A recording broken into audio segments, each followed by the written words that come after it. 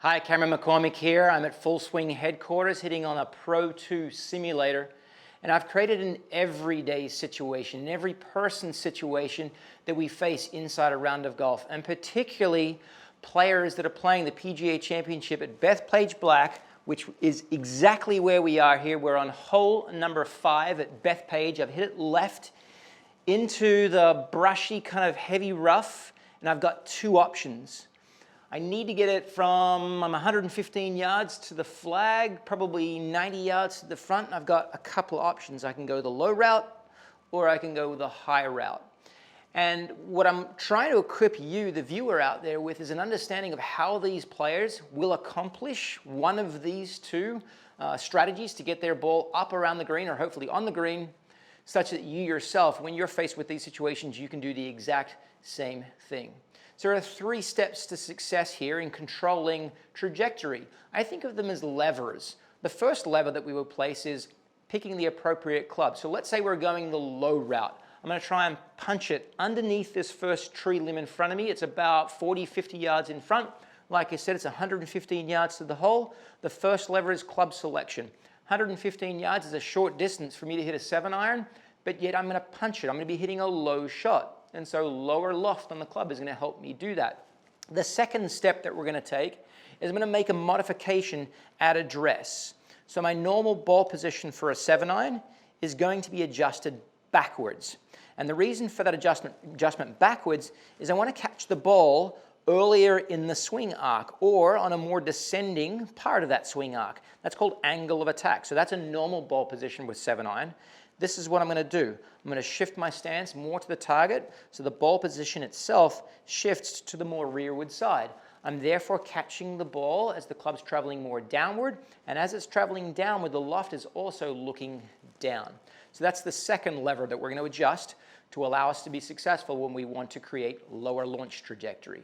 The last one is what I call a Y finish. Okay, so a regular finish for a punch, or sorry, for any shot would be a finish where the club clearly travels up and over my shoulder, over my lead shoulder, and rests behind my neck.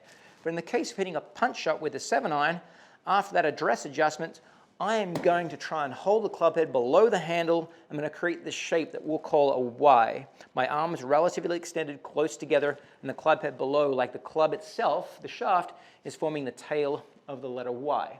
Let's give it a shot. Let's see how successful I am.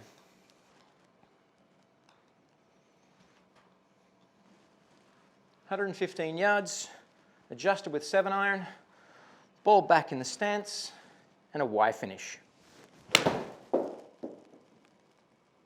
And there we have it. Okay, I did a pretty decent job. I certainly created low trajectory. I can see that because the monitor, the sim, gives me feedback. It tells me that I launched that ball at 13 degrees. What if I wanted to launch it a little bit lower than that? I'm going to try and create an even bigger adjustment in ball position, further back in my stance, and an even more accentuated Y feeling in the finish. So we're going to try and take 13 degrees and drop it even lower. And we did exactly that. Got it up just past the green, pitching back from beyond, where we can see the launch trajectory that time is 10.9. Yet again, I dropped it down. Now, what if we wanted to go the other route? We're dealing with the same 3 levers in terms of adjustments to help us create higher trajectory. I'm going to retool. I'm going to go to a 9-iron. What adjustments do I make statically with that 9-iron? It's a small modification in ball position such that we're not hitting up too much on the downward side of the arc. So, by demonstration, this would be a regular stance and ball position for a 9-iron, and the adjustment I'm going to make this time is very, very soft. And the reason I want to make just a small adjustment in ball position is I don't want to allow my club to get to the bottom of its arc super early, because that would be fat contact. I just want to soften the downward approach, the downward angle of attack. The most important lever, beyond retooling, is going to be the finish lever. So whereas low trajectory, we wanted the Y, now we want an L finish. We want the feeling of the bottom of the swing, the club head moving underneath the handle, and as that club head moves underneath the handle, I'm creating more what's called dynamic loft, and that's going to elevate that launch angle. Here's how it works. Got my 9-iron, 115 yards, Got to get it up pretty quickly to get over the tree limbs here. So I've made that small modification in ball position, and now here comes the L finish. Yep, good trajectory. Probably need to hit it a little bit harder. Nope, job well done right there. 28.5 degrees launch angle, allowed that ball to elevate really, really quickly, and allowed me to get from a difficult situation. You're gonna see the players at the PGA Championship have to do the same thing, and now you, the viewer, have an ability to modify launch trajectory through those 3 levels that you can create, finishing with the Y for low and the L for high.